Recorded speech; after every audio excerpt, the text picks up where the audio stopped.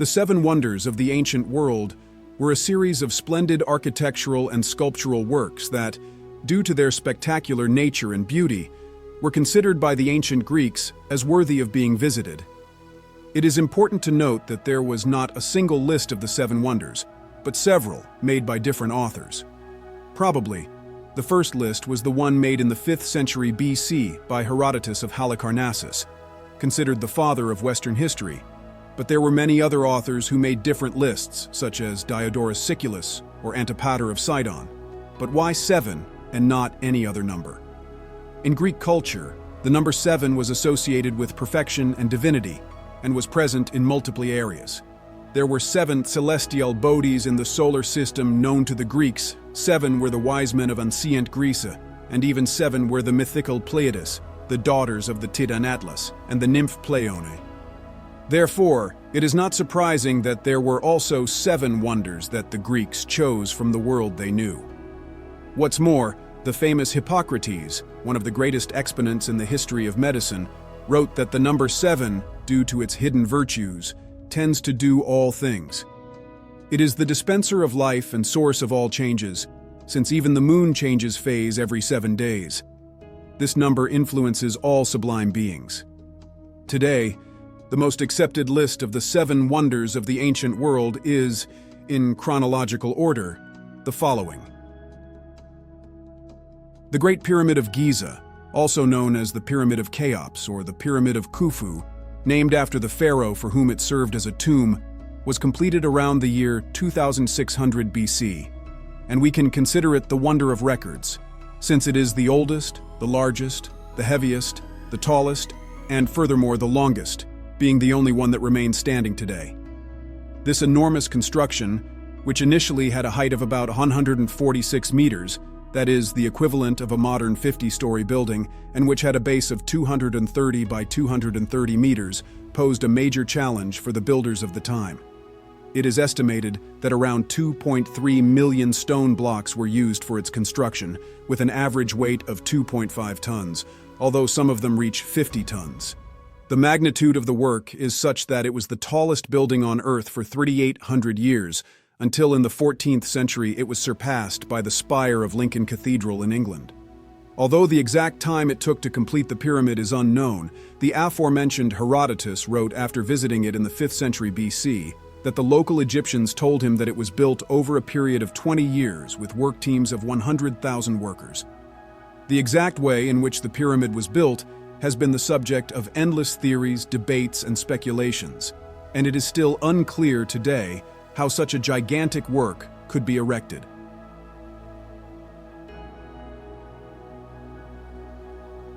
The Hanging Gardens of Babylon are probably the most intriguing wonder of all, since it is the only one whose authenticity is in doubt, with no consensus as to whether they really existed or were a mere poetic invention. These disputes arise because there are no Babylonian records about the gardens, while there are records about other structures. There are, however, records by Greek and Roman historians, including those of Flavius Josephus and Diodorus Siculus, but they are not given great reliability. Curiously, Herodotus, once again here, makes no mention of the gardens in his work Histories, in which he describes Babylon. Furthermore, no archaeological remains have been found to confirm their existence. It is believed that the gardens were built in Babylon, on the banks of the Euphrates River, in modern-day Iraq, around 600 BC by order of King Nebuchadnezzar II, as an offering for his wife Amytis, who missed the green and mountainous slopes of her homeland.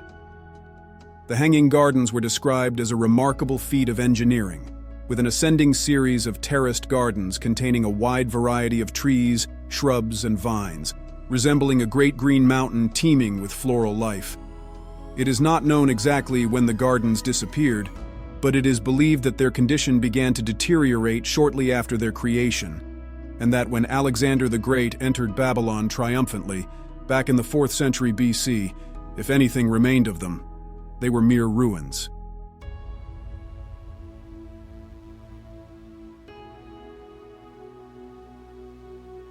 The third wonder of the ancient world was the Temple of Artemis in Ephesus, modern-day Turkey. The majestic sanctuary was built to honor Artemis, goddess of hunting and virginity, and one of the 12 main deities of Greek Olympus. The history of this building is divided into phases defined by destructions and subsequent reconstructions that occurred over the years. It is difficult to determine when the first phase began, the most modest, and in which the construction had not yet acquired its later grandeur, but it ended when a flood destroyed the temple, probably in the 7th century BC. The second phase began when Croesus, the powerful king of Lydia, ordered that a new temple be built. The work started around the year 550 BC and was directed by the architect Chersiphron and his son Metagenes, giving rise to a magnificent work 115 meter long by 46 meter wide, which had columns 13 meter high. This version of the temple came to an end when, on July 20 or 21, 356 BC, on the night that Alexander the Great was said to have been born, a shepherd named Herostratus set fire to the temple, apparently with the sole objective of making his name go down in history. The authorities of Ephesus, faced with general fury, sentenced him to death, and so that Herostratus would not see his purpose fulfilled. They decreed that his name would not remain in any book or record, under threat of capital punishment. However, the echo of Herostratus's terrible action was too strong not to pass on to posterity, since the historian Theopompus wrote down the shepherd's name in one of his books. Plutarch, the Greek moralist, historian, and philosopher, said that the reason why the goddess Artemis did not prevent the temple from being burned that night was because she was too aware of the event that was happening at the same time, and that would change history: the birth of Alexander the Great. Indeed, Alexander the Great himself would offer years later to pay for the restoration of the temple, but the Ephesians rejected the proposal, saying that it would not be appropriate for a god to build a temple for another god. The third and final phase of the temple began when the Ephesians started a new construction around 323 BC, the work lasting for many years.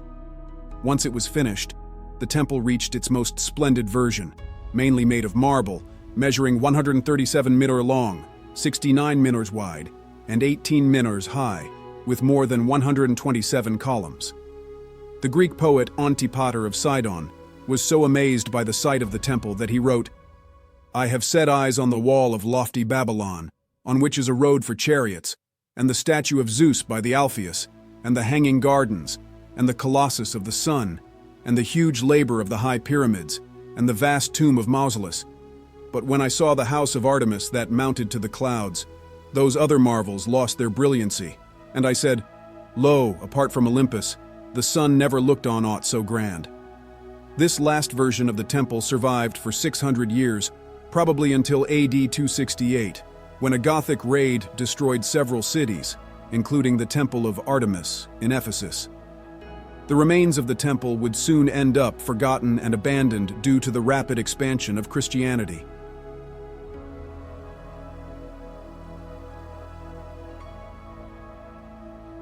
Our exploration of the wonders of the ancient world takes us to the grandiose statue of Zeus at Olympia, a masterpiece of sculpture made by Phidias, the most celebrated of the Greek sculptors. The statue was built around 435 BC and represents the almighty Zeus, king of the gods and lord of sky and thunder. In the work, made on a wooden base with ivory and gold coverings, Zeus appeared sitting on his throne. Its dimensions were astonishing, rising majestically to more than 12 meters high and enjoying exquisite details. The statue was commissioned by the inhabitants of Elis, the city responsible for organizing the Olympic Games, to be placed in the Temple of Zeus in Olympia. Furthermore, the citizens of Elis wanted his statue to compete in grandeur with that of their rivals in Athens, where Phidias had already created a magnificent statue of the goddess Athena for the Parthenon. The statue of Zeus was not only a work of art due to the quality of the carving and the richness of the materials, but above all, because it had the ability to transmit divine grandeur, with many visitors remaining ecstatic before it. These include the Roman general Lucius Aemilius Paulus, who was moved to the core when he saw it, according to historian Titus Livius.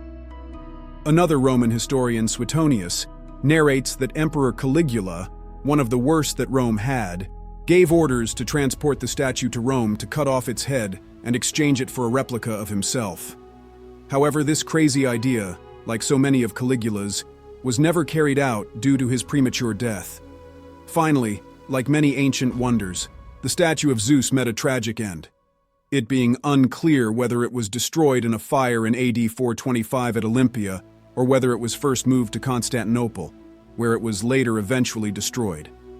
Be that as it may, his memory still endures, due to the detailed descriptions and representations on currency that have survived to our time.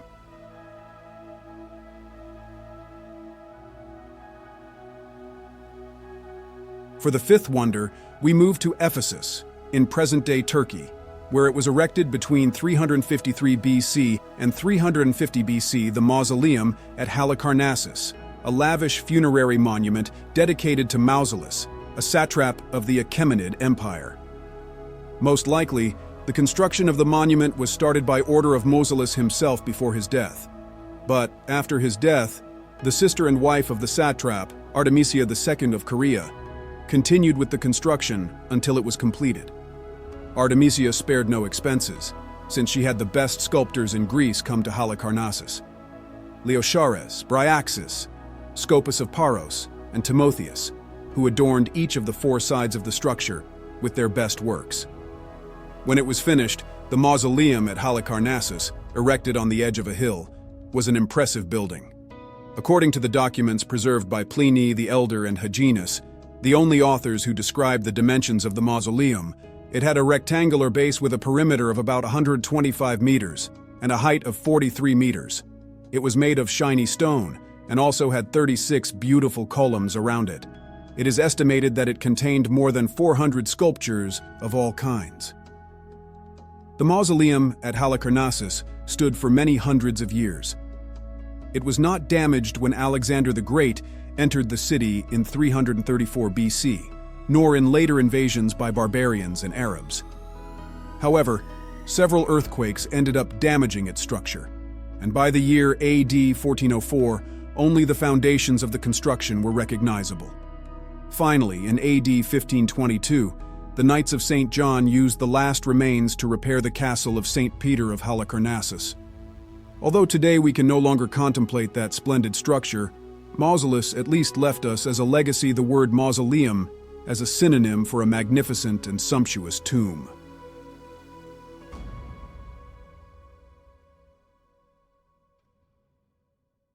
Our journey through the wonders of the ancient world now takes us to the Greek island of Rhodes, where a massive bronze statue, the Colossus of Rhodes, once stood majestically over the city's harbor. The Colossus of Rhodes, which was completed in the year 280 BC after 12 years of work, was erected to commemorate the successful resistance of Rhodes in the year 305 BC against the army of Demetrius Poliorcetes, future king of Macedonia. The statue represented the Greek god Helios, deity of the sun in Greek mythology and protector of the island. The person in charge of erecting the statue was Charis of Lindos, whose work represented an astonishing feat of ancient sculpture and engineering. Although sources are contradictory regarding the characteristics of the work, it was most likely made of a frame of iron bars covered with bronze plates that shaped the skin, rested on a large white marble pedestal, and stood at a height of more than 30 meters, which made it the tallest statue of antiquity. There is a legend that says that Charis of Lindos, when asked by the Rhodians, the inhabitants of Rhodes, how much it would cost to build a statue of 15 meters, gave a budget, and when asked how much it would cost to make one of 30 meters, he answered, twice as much, not realizing that he would actually need 8 times the amount of materials to make it. According to this myth, the Rhodians accepted and Chares of Lindos ended up bankrupt and committed suicide, but there is no documentary support to prove the veracity of this story. Unfortunately, the greatness of the Colossus was short-lived. After just over half a century standing, an earthquake devastated Rhodes in 226 BC, causing the statue to fall. It is said that when the Rhodians asked the Oracle of Delphi about what had happened, the oracle responded that it had been the will of the gods. So the inhabitants of the island rejected the idea of raising the statue again, and thus, The Colossus lay in ruins for centuries until its remains disappeared completely, probably after the Arab incursion of Muawiyah the Mu'awwir, first Umayyad Caliph, in the year AD 653. To give us an idea of the magnitude of the construction, Pliny the Elder, who in addition to being a Roman writer, was a personal friend of the Emperor Vespasian, says in his work Natural History, that there were few men who could surround the thumb of the statue with their arms.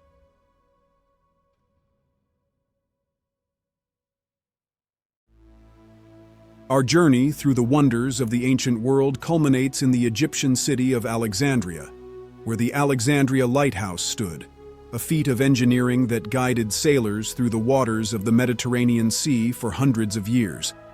It was built in the 3rd century BC by order of Ptolemy Soter, a general of Alexander the Great who became the first governor of Egypt of the Ptolemaic dynasty.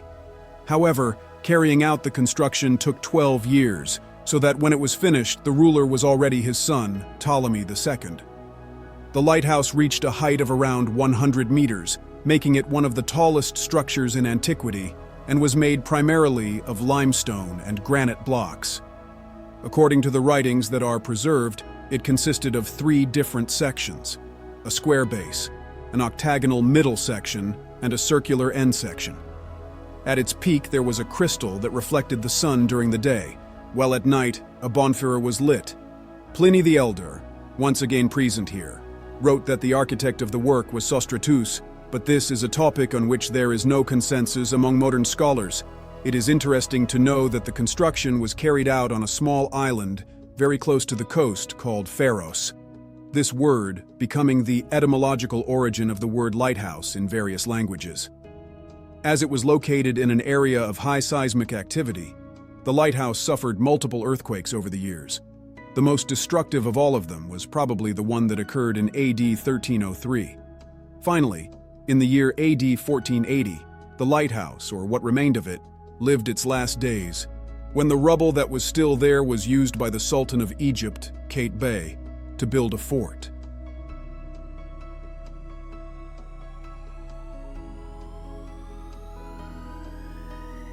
Here ends the journey through space and time that we have made to discover the 7 wonders of the ancient world. Each of them is a testimony of humanity's ability to create, honor, and leave a legacy that endures in culture and imagination, an eternal reminder of the greatness of ancient civilizations.